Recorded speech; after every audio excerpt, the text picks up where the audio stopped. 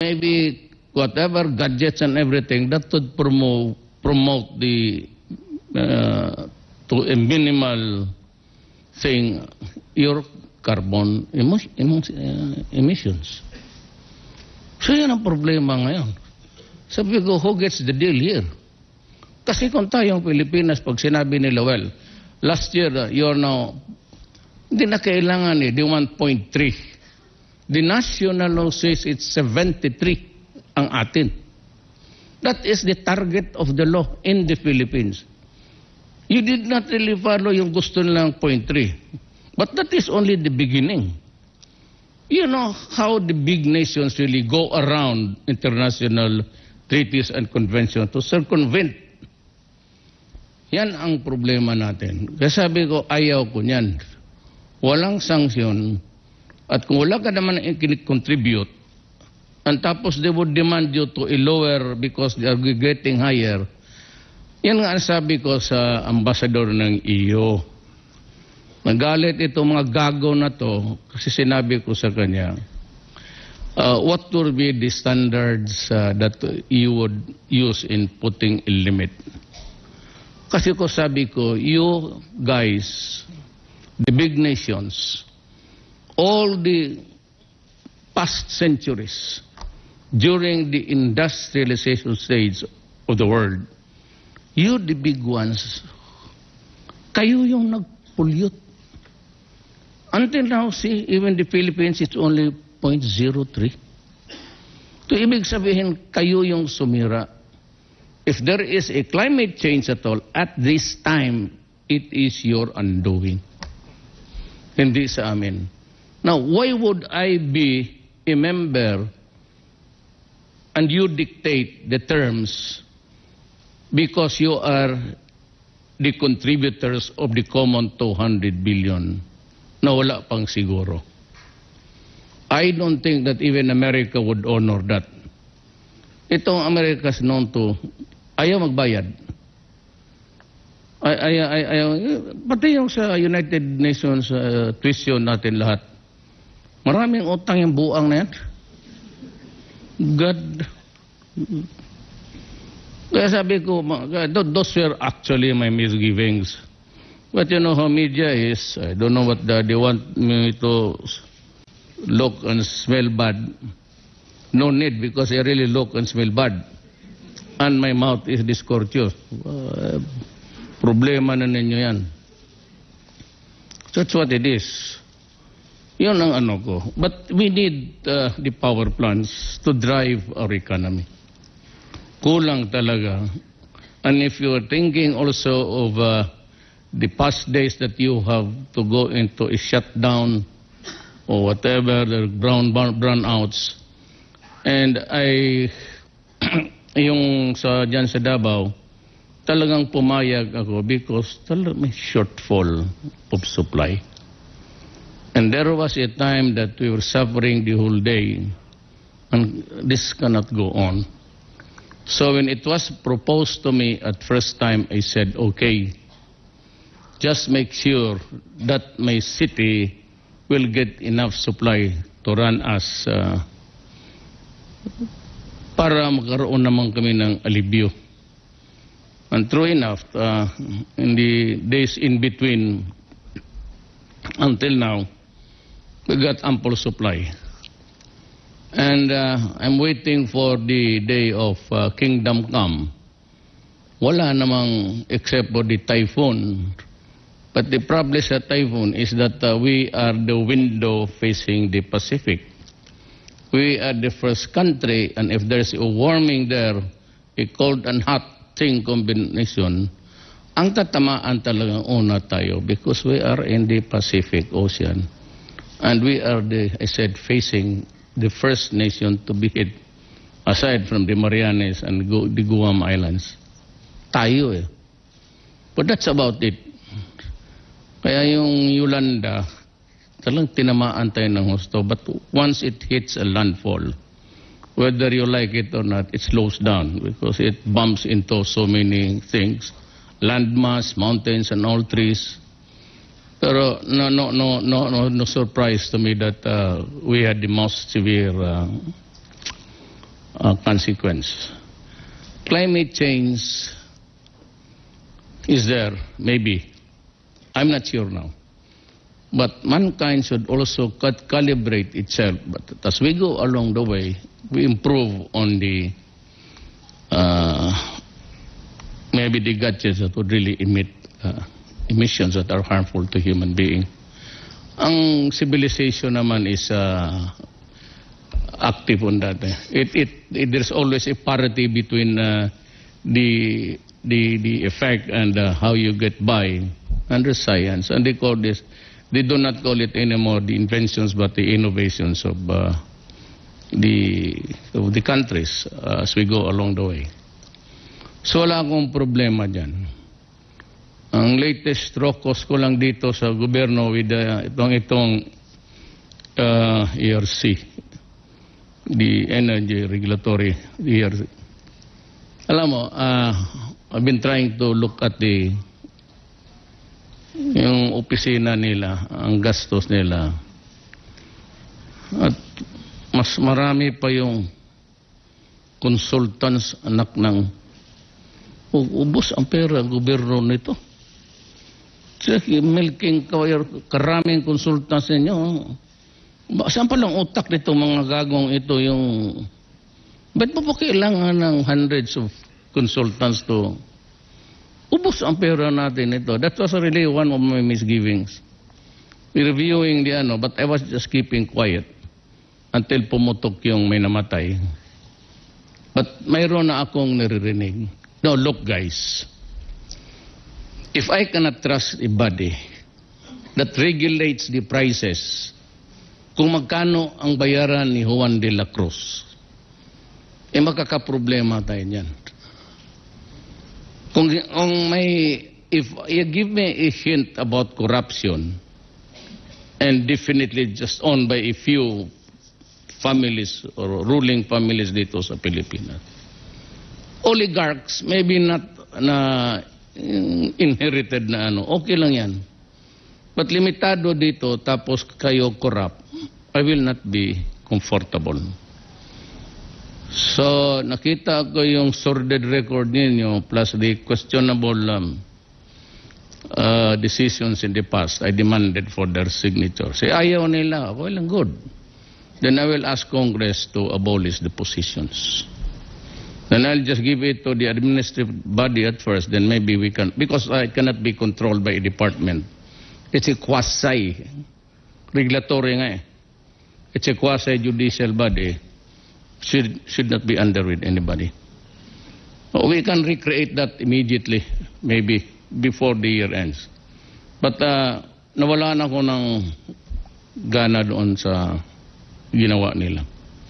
And it was not done in a manner that would...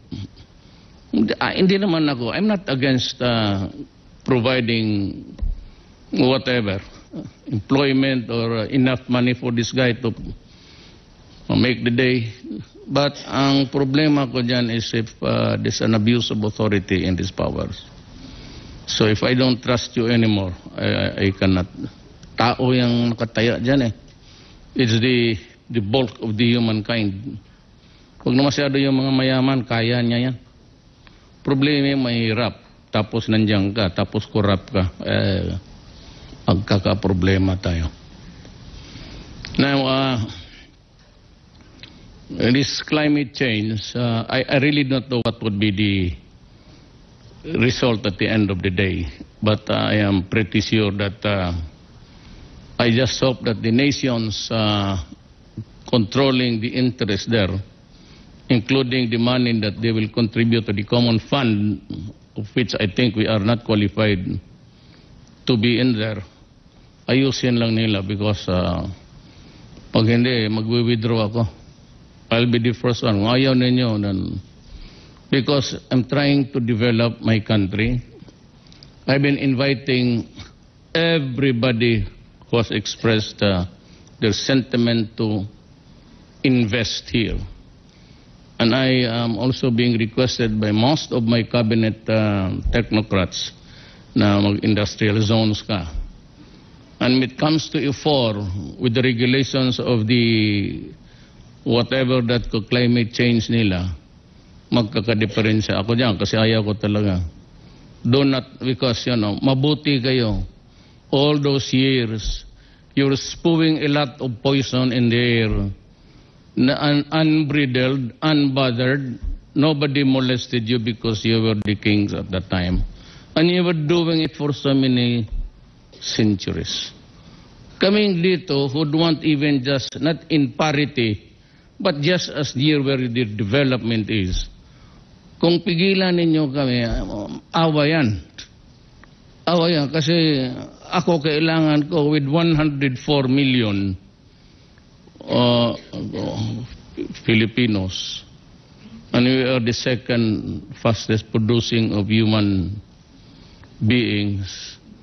We have to keep pace with. And then that's one thing that we cannot stop. That is the favorite pastime of everybody. Libre yan eh. Hindi naman energy ng babayad ka. So, we'll just have to adjust. Especially ako, lumang pare dito. Kasi ayaw rin kasi ng Katoliko eh. Dapat talaga niyan. Kasi kung bigyan ko ng ako doon sa Davao talagang pinipilit ko sa mga tao. So may mahanap ka trabaho, sabihin mo, ilang anak mo? 6. Buntis ka, buntis. Pag anak mo, magpaligid ka tapos balik ka sa akin. Ganyan. Wala, ayaw ko ng pati ako, nagmimigay talaga ako ng sa ligate. Pati vasectomy. Pero walang takers ang mga lalaki. Because of that crazy notion that you will lose the erection if something there is cut unintentionally. Dapat nga lahat Lalo, kung 6, 7, 8 yung anak mo, putulin mo na yung... that's a problem. I said, you have to keep pace with the problems of our country. Yan ang isa dyan. So now, in dealing with this kind of itong mga ganito, better be careful about itong malalaki. Ako ay mag-away ako, if I may just add, or additionally, itong mga, I was just into about months when I was being hit by extrajudicial killing. Meron talagang politics.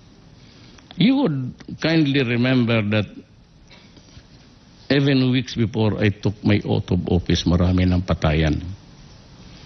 And I told you during the campaign that there are a lot of generals involved. And I even asked them to resign before kung manalo ako kasi there will be a magkagulo tayo. And so even before I became a president, there were already killings. They were really trying to purge everybody. May cleansing sila eh. It was not until after 2 months that we began the legitimate operations of the police. Yung mga encounters talaga. Yung nakita ninyo na binabalot ng we are not producing mummies in this country. Bakit balutin ko pa yan? Patay, barilin mo na lang sa ulo, iwanan mo. Well, these were the tortures and they were the one extracting information. Who knows that? Who knows where what? Yun yan sila. But too early itong Amerikano, first the Commission on Human Rights, tapos sindan ng mga State Department. Okay lang yan. When I was mayor, I was already known for, and I was investigated by, United Nations, no? There was a rapporteur, Philip Alston. Then a series of, yung asawa ni Samson, si Delilah.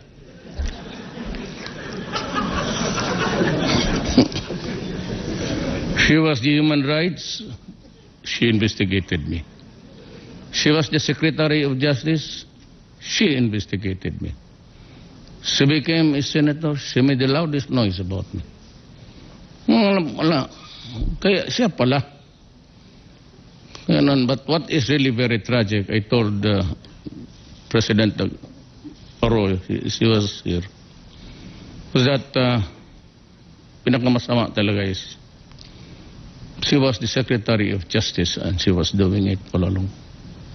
No offense intended kung believer ka kay Delilah. Pero ngayon naman sa akin, ang ayaw ko sa Amerikano is they criticize me. Off and on, okay lang. And Human Rights Commission, fine. If we have the goods, file the case and see you in court. Tapos handang dumating, kasi ngayon dumating kay Obama. You know, when I was mayor of Davao City, you can criticize me on the side. But when I became president of the Philippines, you should have avoided it for reasons of not only delicadeza, international committee and practice. Presidente na ako eh. Tapos birabirahan mo ako just off the cuff statement na pati si Obama. Then every statement there is always a threat that you would cut the assistance and aid to the Philippines. Doon ako na kasi sinabi ko, hoy mga putang ina ninyo. There's a Visayan idiom actually, I don't know if it's also patay gutom.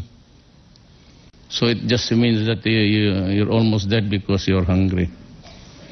Sabi ko, do not characterize every time na we're like dogs list on posts at ganito lang kahaba yung tali, then you throw the bones or the bread.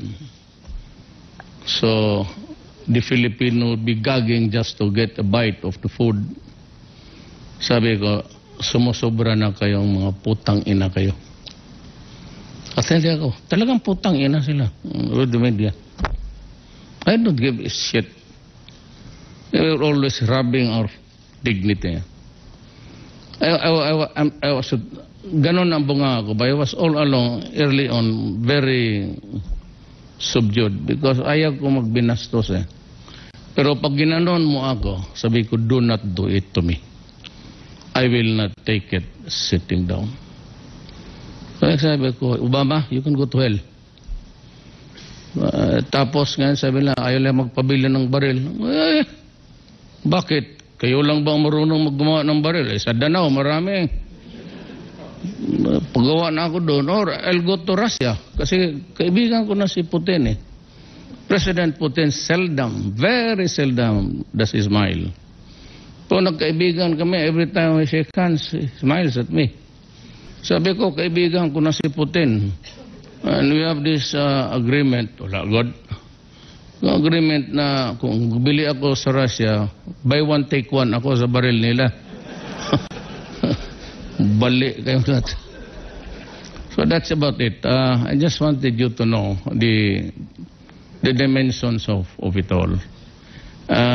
We are not good today because finally, the intelligence community advised me that ISIS has vitally connected with the group in the Philippines called the Mauti. There's a raging war now in Lanao. I will just go to Fort Magsaysay tomorrow to inaugurate the structure that was given to us by one Chinese philanthropist. They said that guy started here in the Philippines, but when Deng Xiaoping opened China to investments and all, pumunta siya doon, millionaire. He contributed a structure good for 10 million drug addicts.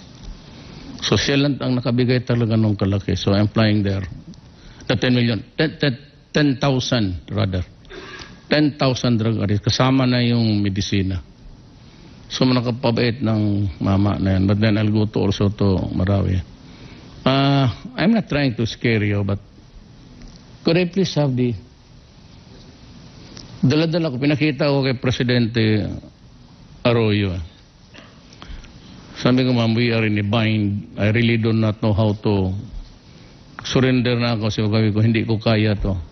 Even assuming publicly that I can kill them, I will not have the time and resources to do it. This is the drug industry of the Philippines. Lahat yan pangalan.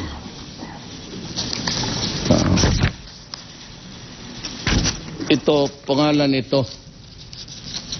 Police, barangay captain, mga... It's actually a list. Gano'n, ito lahat yan.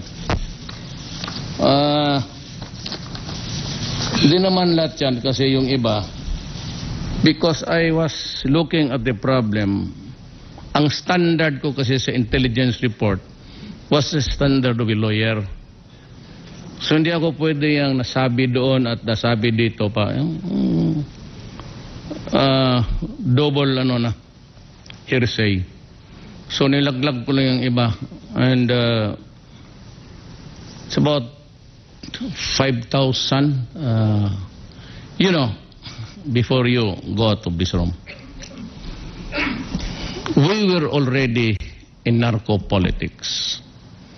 In fairness to the presidents, I would not want to zero in on what particular administration. But we were already a narco politics state. Given the so many thousands of policemen, municipal mayors and mayors involved. Now the portals of the national government to the contamination of narco politics was opened by, sadly, Dilima. Siya yung unang napunta doon sa And if you have time, you can order that book, Ion Grillo, Iongrillo. It's online. You can buy it siguro sa... It traces the history of how narco-politics swept the entire Latin America. How it led to the destruction sila Escobar. And if you can read book, you would say that we are, kung pag-stage, kung cancer, we are already in stage 2. Because karamihan ng barangay captains dyan, nandyan, easy money. And had I acceded to an election this year for the barangay captains, we would have lost to the money of the drug industry. Ganong ka-delikado ang sabi ng human rights. So, pinapatay ko raw. Sabi ko, sige, maghinto tayo. Paramihin natin. Para pag panahon ng harvest tayo, mas marami na tuloy mamamatay. Isali ko na kayo. Kayo nang palaki. Well, I said, maybe, whether you supported me or not, I am your president. And I will never allow my country to be thrown to the dogs. That's the reason why they kept on pinning me, because I said when I was mayor, at kaya mga taga Davao alam na ninyan, I said, if you destroy my city with drugs, I will kill you. If you destroy the youth of my city, I will kill you. In the same manner that when I became president, I said, if you destroy my country, I will kill you. Make no doubt about it.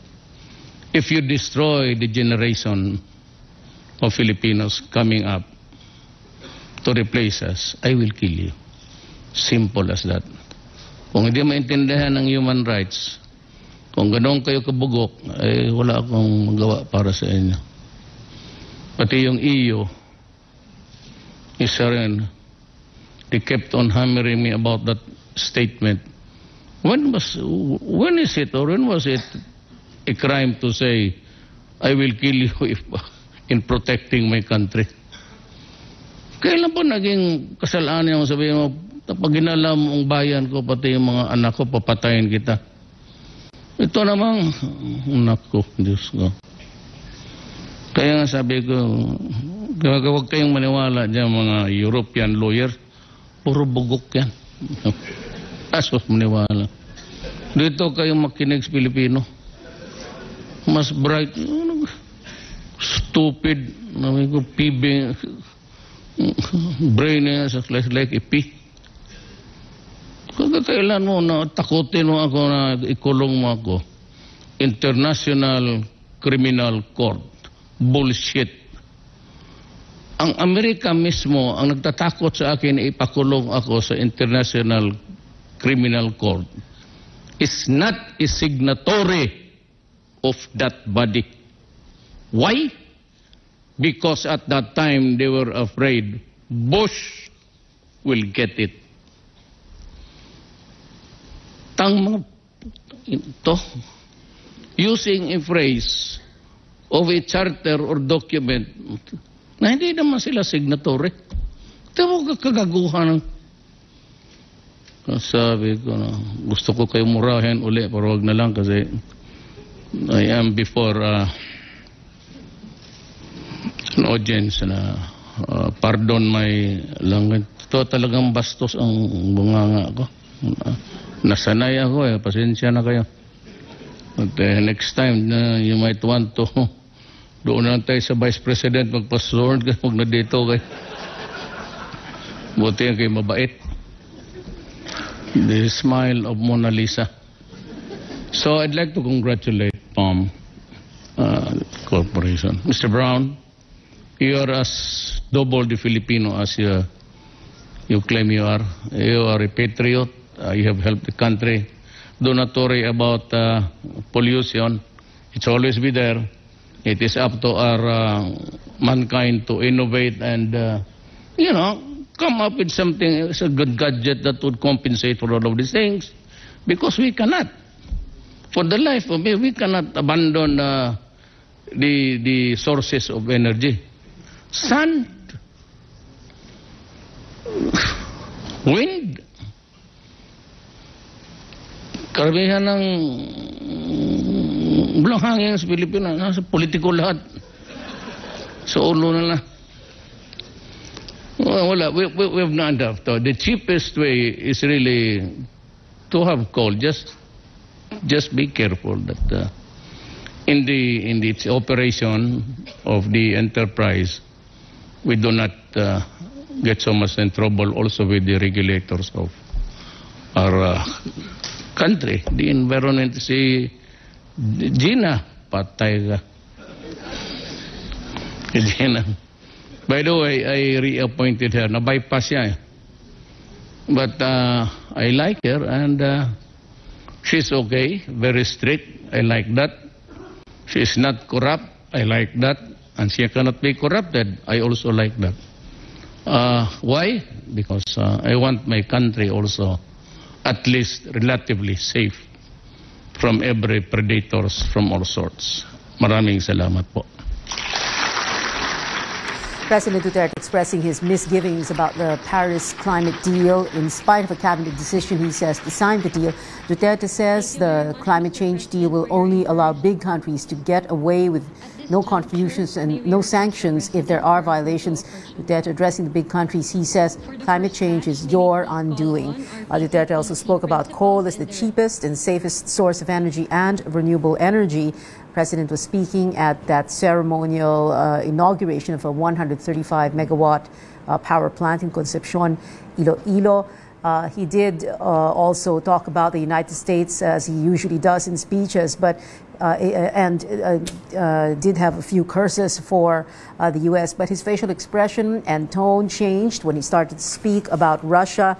and its president, Vladimir Putin, who he says is now his friend. He jokes that he can buy guns from Russia at what he said is buy one, take one. President also saying he has intelligence information that the ISIS is connecting with the Maute group in Lano. Maybe whatever gadgets and everything that would promote the to a minimal thing your carbon emissions. So yan ang problema ngayon. Sabi ko, who gets the deal here? Kasi kung tayong Pilipinas, pag sinabi nila, well, last year, you're now, hindi na kailangan the 1.3. The national law says it's 73 ang atin. That is the target of the law in the Philippines. You did not really follow yung gusto nilang 0.3. But that is only the beginning. You know how the big nations really go around international treaties and conventions to circumvent. Yan ang problema natin. Kaya sabi ko, ayaw ko niyan. Walang sanksyon. At kung wala ka naman i-contribute, and tapos they would demand you to lower because they are getting higher. Yan nga sabi ko sa ambassador ng EU. Nagalit itong mga gago na to kasi sinabi ko sa kanya, what would be the standards that you would use in putting a limit? Kasi ko sabi ko, you guys, the big nations, all the past centuries, during the industrialization stage of the world, you the big ones, kayo yung nag-pollute. Until now, see, even the Philippines, it's only 0.03. To ibig sabihin, kayo yung sumira. If there is a climate change at all, at this time, it is your undoing. Hindi sa amin. Now, why would I be a member and you dictate the terms because you are the contributors of the common 200 billion na wala pang siguro? I don't think that even America would honor that. Itong America's known to ayaw magbayad. Ayaw, pati yung sa United Nations tuition natin lahat. Maraming utang yung buang na yan. God. Kaya sabi ko, those were actually my misgivings. But you know how media is. I don't know what they want me to look and smell bad. No need because I really look and smell bad. And my mouth is discourteous. Problema na ninyo yan. That's what it is. Yun ang ano ko. But we need the power plants to drive our economy. Kulang talaga. And if you are thinking also of the past days that you have to go into a shutdown or whatever, the brownouts. And yung dyan sa Davao, talagang pumayag ako because talagang may shortfall of supply. And there was a time that we were suffering the whole day. And this cannot go on. So when it was proposed to me at first time, I said, okay, just make sure that my city will get enough supply to run us para magkaroon naman kami ng alibyo. And true enough, in the days in between until now, we got ample supply. And I'm waiting for the day of Kingdom Come. Wala namang except for the typhoon. But the problem sa typhoon is that we are the window facing the Pacific. We are the first country, and if there's a warming there, a cold and hot thing combination, ang tatamaan talagang una tayo because we are in the Pacific Ocean. And we are I said, facing the first nation to be hit, aside from the Marianas and the Guam Islands. Tayo eh. But that's about it. Kaya yung Yolanda, talagang tinamaan tayo ng husto. But once it hits a landfall, whether you like it or not, it slows down because it bumps into so many things, landmass, mountains, and all trees. Pero no surprise to me that we had the most severe consequence. Climate change is there, maybe. I'm not sure now. But mankind should also calibrate itself. But as we go along the way, we improve on the maybe the gadgets that would really emit emissions that are harmful to human being. Ang civilization naman is active on that. There's always a parity between the effect and how you get by under science. And they call this, they do not call it anymore the inventions but the innovations of the countries as we go along the way. So wala akong problema dyan. Ang latest rokos ko lang dito sa gobyerno with itong ERC, the Energy Regulatory ERC.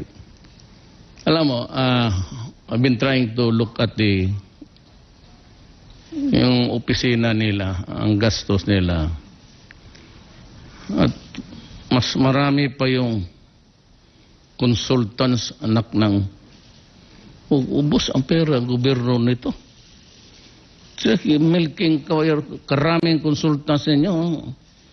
Saan palang utak nito mga gagong ito yung... Ba't pa kailangan ng hundreds of consultants to... Ubos ang pera natin ito. That was really one of my misgivings. Reviewing the but I was just keeping quiet until pumutok yung may namatay. But mayroon na akong naririnig. No, look guys. If I cannot trust a body that regulates the prices, kung magkano ang bayaran ni Juan de la Cruz, makakaproblema tayo niyan. If you give me a hint about corruption, and definitely just owned by a few families or ruling families dito sa Pilipinas, oligarchs, maybe not na inherited na okay lang yan.